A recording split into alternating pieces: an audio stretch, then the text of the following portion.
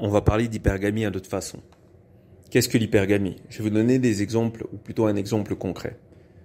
La femme va chercher, par exemple, le plus beau, le plus grand, le plus riche. Pourquoi? Je vais expliquer cette hypergamie.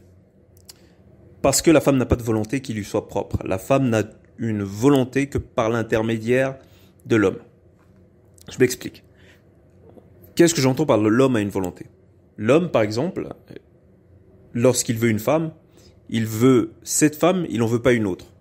Admettons qu'une femme te présente une femme. Tu lui dis, non, je ne veux pas de cette femme. Mais tu lui dis, je ne veux pas de cette femme parce que tu as un type bien précis en tête. Ce à quoi elle va te répondre, mais elle est jolie.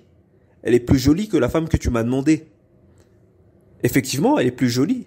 Mais c'est pas parce que je ne veux pas d'elle qu'elle n'est pas jolie.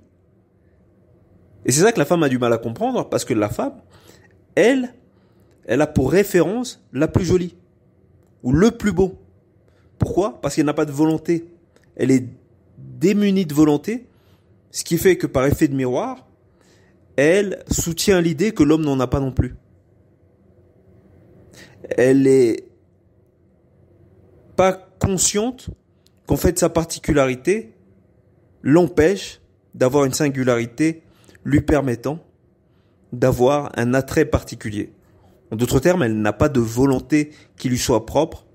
Sa volonté, elle doit l'acquérir par l'homme. C'est la volonté de l'homme qui va dominer sur sa volonté à elle. Et c'est par contagion à la volonté de l'homme que la femme finit par avoir une volonté.